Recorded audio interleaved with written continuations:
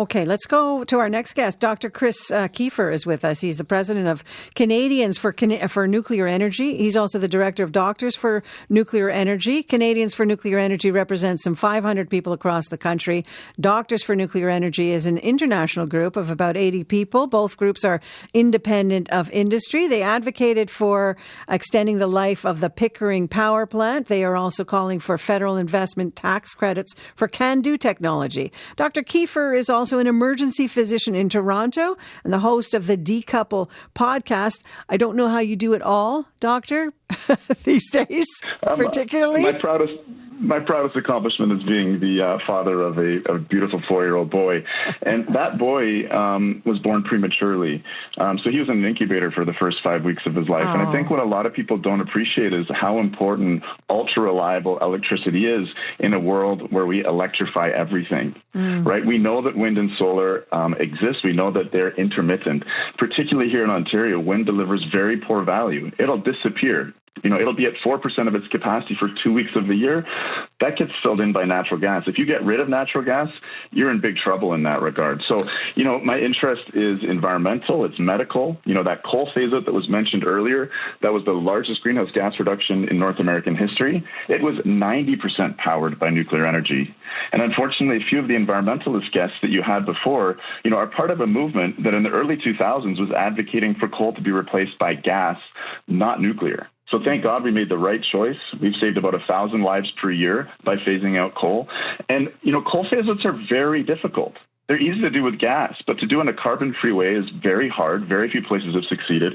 Ontario is a shining success story. One has to look no further than Germany, which has made the largest investment in wind and solar in the world and are currently using coal for the largest portion of their electricity generation. So we've run some experiments. The results are in. Ontario has done very well. We should build on that legacy. Why do you think this has become such a polarizing issue?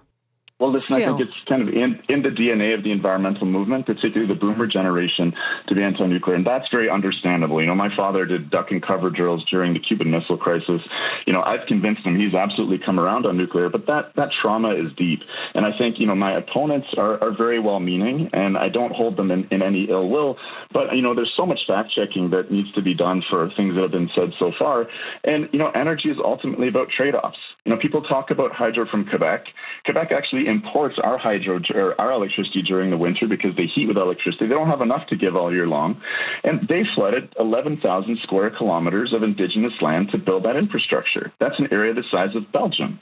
And it created a lot of methylmercury poisoning, which is an example of a waste stream that is not controlled whatsoever. That just leached right out of the organic matter into the drinking water and accumulating up the food chain in that environment. Whereas, nuclear waste in Ontario and around the world has been managed so safely, not a single person has been affected or injured by it.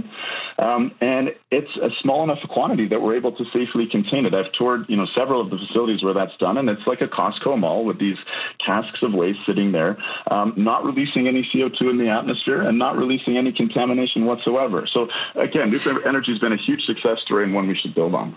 We've just heard about the liability for waste and the potential for danger with regard to sort of transporting the waste. And we know how much these projects are going to cost, whether they pick Teeswater or Ignace for drilling this hole, which is the size of the CN Tower, into the ground to place this nuclear waste in. And so there are some questions about, should we be, for instance, continuing on with nuclear power if we haven't figured out the final solution for the waste in a cost-effective way? And I know that you went to Teeswater yourself. What was your task there? What did you want to do there?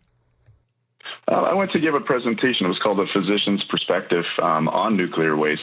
And essentially, unfortunately, the environmental movement has really turned waste into a bogeyman. They say things like, this is forever waste. Nuclear waste undergoes exponential radioactive decay. 99.9% of the radioactivity disappears in 40 years. In 600 years, you could hold a CANDU fuel bundle in your hand, and it's returned to the same level of radioactivity as the ore from which it came in Saskatchewan. So returning it to the ground like that is very much sort of closing that cycle. As your guest expert is saying, there's also the option of extracting the other 95% of the energy that sits within that spent nuclear fuel, sometimes called waste.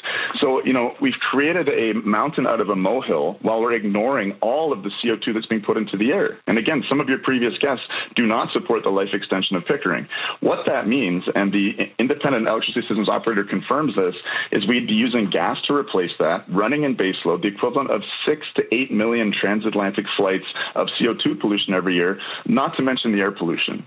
So, for clean air, for climate, we didn't talk about the medical isotopes, which, Canada is producing the majority of a number of medical isotopes, which really enable modern healthcare. It's a bit of a situation that I think is very difficult for the mainstream environmental movement to navigate. Just before I leave you then, I just wonder, you have a day job, which is already a difficult job. And I wonder why you are dedicating your time to this project. Well, it's funny. We talk a lot in public health about upstream medicine, the social determinants of health, the ultimate causes of illness.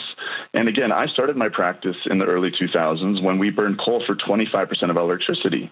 The Ontario Medical Association estimates that 1,000 lives were lost per year from that pollution, 10,000 hospital admissions, 40,000 ER visits. And, in my career, I've seen the incidence of respiratory disease drop dramatically. That's thanks to nuclear energy. So when people talk about the danger of nuclear, it's blown far, far, far out of proportion.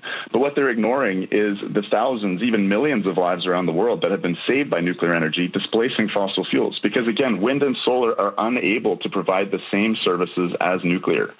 And they're not particularly cheap. In the Green Energy Act, we will have spent $60 billion on wind and solar in Ontario. Our refurbishments, which are continuing our 60% nuclear grid, which is essentially carbon-free, cost $26 billion and are a much better investment. Dr. Chris Keefer, I want to thank you very much for joining us and sharing your perspective of this with us. And I'm sure we will be doing this a few times in the next few years. So I want to thank you for joining us. Sure. There's a lot to unpack. I'm glad to have joined you. Dr. Chris Keefer is president of Canadians for Nuclear Energy and the director of Doctors for Nuclear Energy. He's an emergency room doctor in Toronto. He hosts something called the Decouple podcast.